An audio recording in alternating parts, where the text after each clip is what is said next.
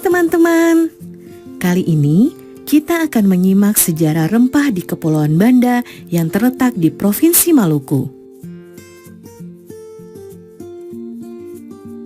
Rempah-rempah yang tumbuh dan ditanam di Nusantara selama berabad-abad silam telah menjadi daya tarik bagi bangsa-bangsa asing untuk datang. Salah satu wilayah penghasil rempah terbesar di timur Indonesia adalah Kepulauan Banda. Kepulauan Banda adalah wilayah penghasil buah pala terbesar dan terbaik di dunia. Sejak abad ke-13, pala telah dibudidayakan oleh masyarakat Banda. Kemajuan perkembangan perdagangan pala pada abad ke-15 membuat Banda semakin ramai dikunjungi oleh orang-orang asing dan perlahan menguatkan Banda sebagai pelabuhan rempah yang ramai.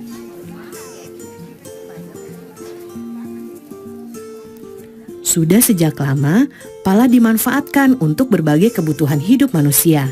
Pada abad ke-9, di Mesir dan India, pala digunakan sebagai pengawet jasad. Masih banyak lagi manfaat buah pala lainnya. Daging buah pala dapat dibuat sirup. Fuli atau kulit pembungkus biji pala dapat dimanfaatkan untuk membuat parfum, dan biji pala dimanfaatkan untuk obat-obatan, bumbu masak, kosmetik, dan minyak astiri. Berbagai manfaat buah pala inilah yang membuat bangsa Eropa sejak abad ke-16 berlomba-lomba datang ke Banda. Pada abad pertengahan, harga pala di pasar Eropa sangat mahal. Kalau dibandingkan dengan zaman sekarang, seperti gadget canggih yang harganya bisa puluhan juta rupiah. Tahukah teman-teman, kalau rempah-rempah Maluku telah dimanfaatkan sejak zaman Romawi. Pala dibawa ke Eropa oleh para pedagang Cina yang singgah di Maluku. Pala juga dibawa oleh para pedagang India melintasi Asia Tengah dan Asia Barat. Dari situlah kemudian pala tersebar ke berbagai penjuru dunia.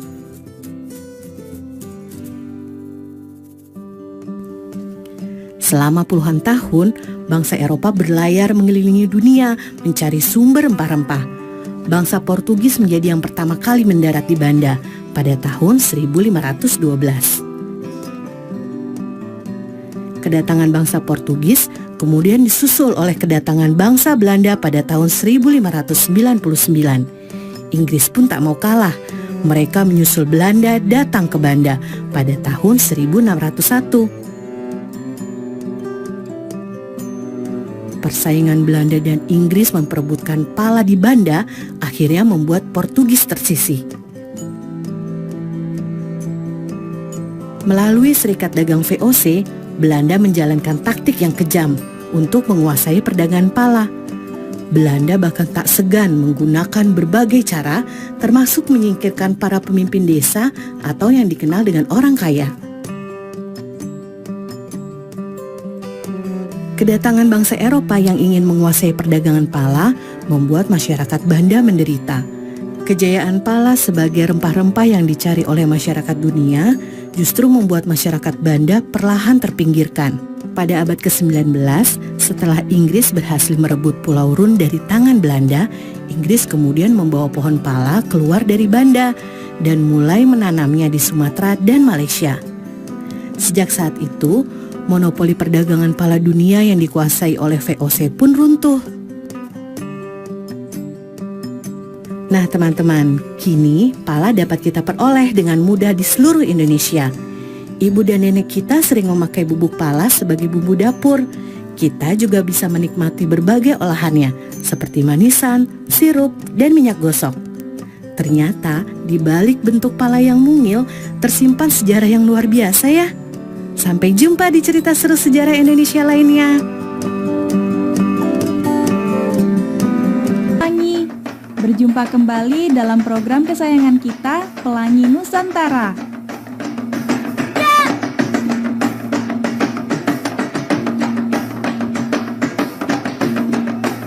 Sobat Pelangi, coba lihat teman-teman kita yang cantik ini. Mereka itu sedang menari apa ya?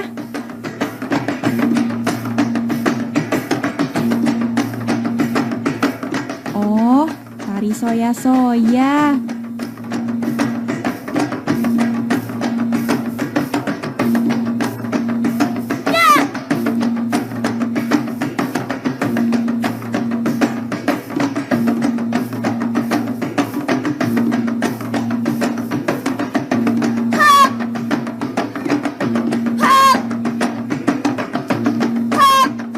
Tari soya-soya itu apa sih?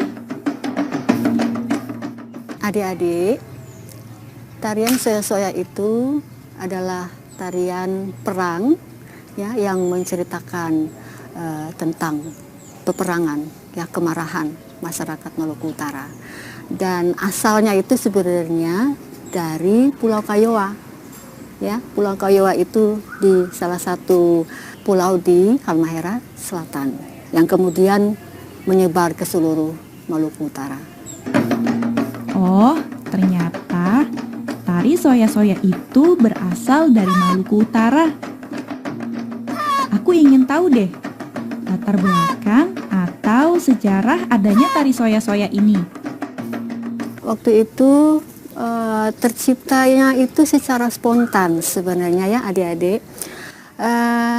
Pada saat masyarakat atau yang di sana di daerah Maluku Utara itu disebut dengan Balakusu Sekanokano.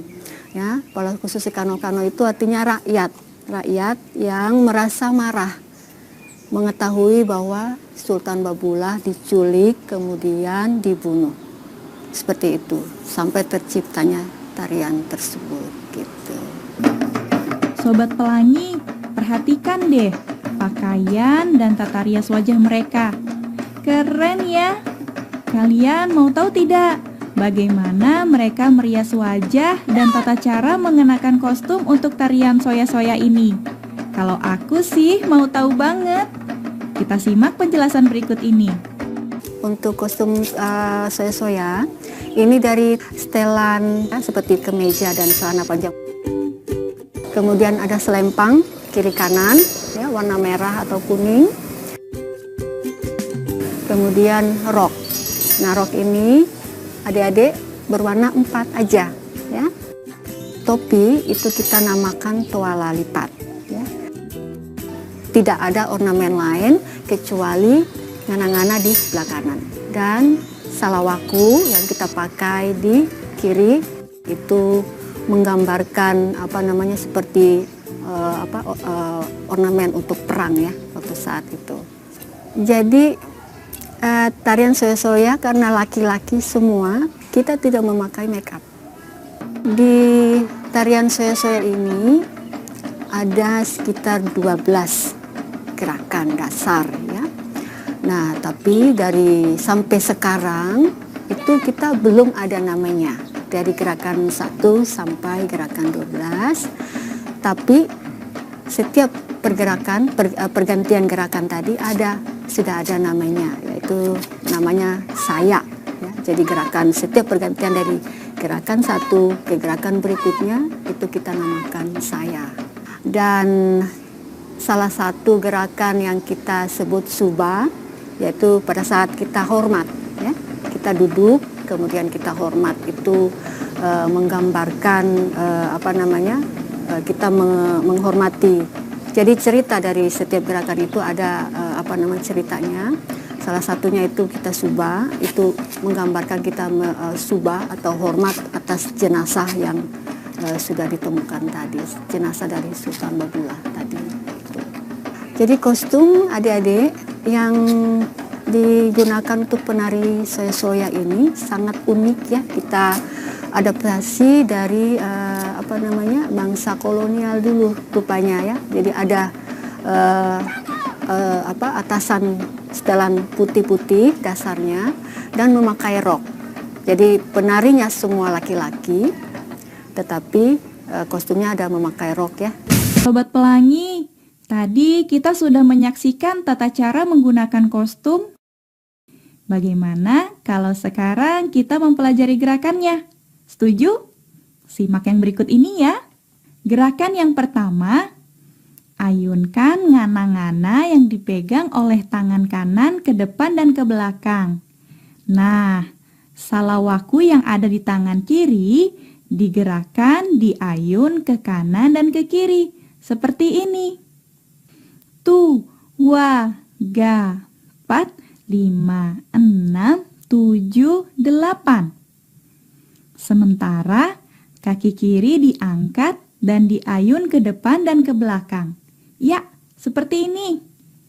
Tu, wa, ga, 4, 5, 6, 7, 8. Selanjutnya, gerakan soya, yaitu gerakan penyambung dari gerakan sebelumnya ke gerakan selanjutnya. Caranya, posisi badan menghadap ke kanan, kaki kiri diangkat, lalu digerakkan mengayun ke depan, lalu ngana-ngana diayun ke depan. Gerakan berikutnya, kaki kanan melangkah ke samping kiri sebanyak 2 kali. Ngana-ngana diayun ke atas sebanyak 2 kali juga. Lalu, posisi badan menghadap ke arah kanan. Gerakan kaki dan tangan sama seperti sebelumnya, seperti ini. Tu, wa, ga, 4, 5, 6, 7, 8. Gerakan selanjutnya. Posisi badan menghadap ke depan sedikit membungkuk. Kaki kiri diayun ke belakang dan ngana-ngana diayun ke depan. Salawaku menghadap ke atas di bawah ngana-ngana. Lalu ganti kaki kanan yang digerakkan ke belakang. Ngana-ngana diayun di atas salawaku. Lalu salawaku diputar menghadap ke bawah. Seperti ini. Gerakan selanjutnya. Posisi badan menghadap ke depan, kaki kanan menyilang ke kiri, ganti, kaki kiri menyilang ke kanan, ngana-ngana diayun 1 kali, maju ke depan dengan kaki menyilang sebanyak 3 kali hitungan.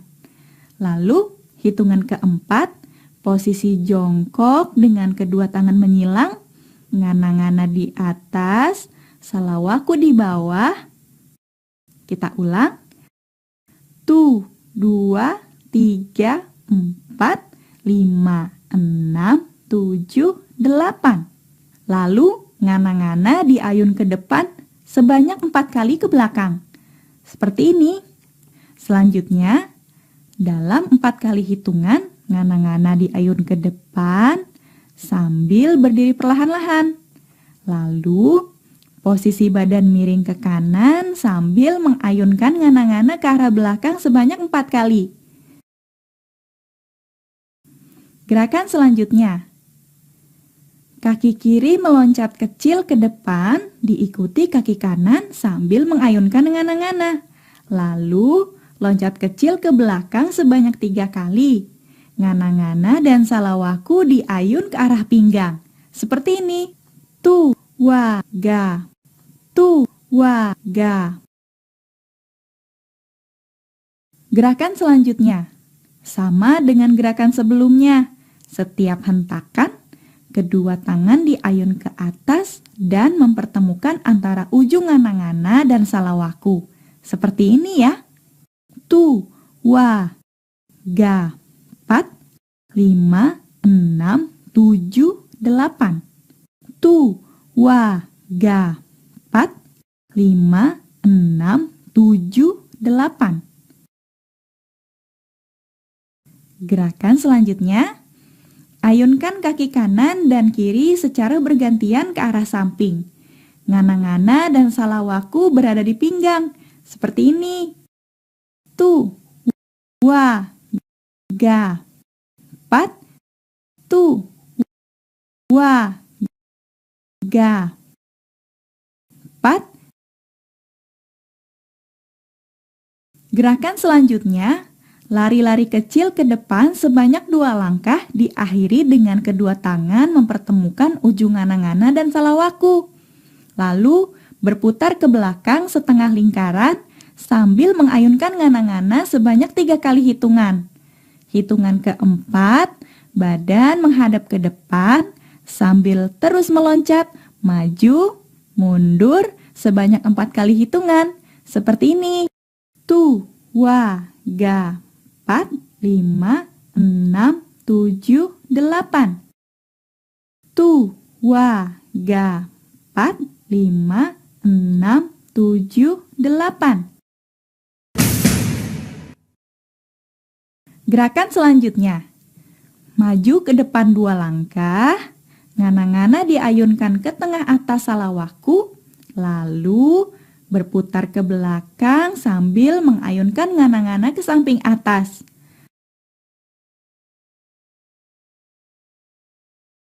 Tu, wa, ga, 4, 5, 6, 7, 8. Tu, wa, ga, 4, 5, 6, 7, 8. Gerakan selanjutnya.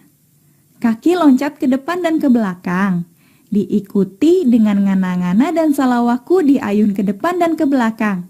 Lalu balik kanan, loncat kecil dengan 4 kali hitungan. Seperti ini. Tu, wa, ga, 4, 5, 6, 7, 8. Tu, wa, ga, 4, 5, 6, 7, 8. Lanjut. Posisi badan menghadap ke kiri, silang ke kanan sebanyak 2 kali. Kaki kanan silang ke kiri sebanyak 2 kali sambil mengayunkan ngana-ngana. Seperti ini. Tu, wa, ga, 4, 5, 6, 7, 8. Lalu, lakukan gerakan seperti sebelumnya, tapi sambil memutar. Seperti ini. Tu, wa, ga, 4, 5, 6, 7, 8. Bagaimana Sobat Pelangi? Tidak sulit kan? Kalian harus rajin berlatih agar bisa menguasai gerakan tari soya-soya ini. Kita coba pakai musik yuk.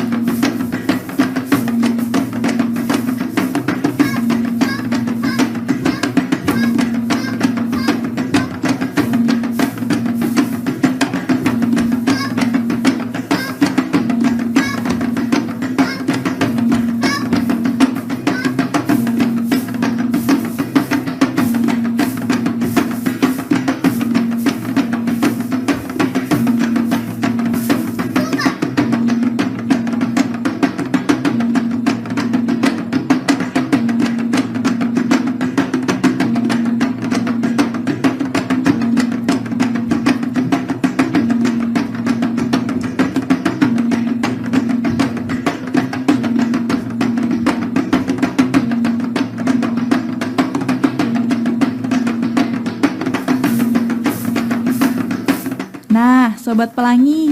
Demikian program Pelangi Nusantara kali ini. Sampai jumpa di episode selanjutnya.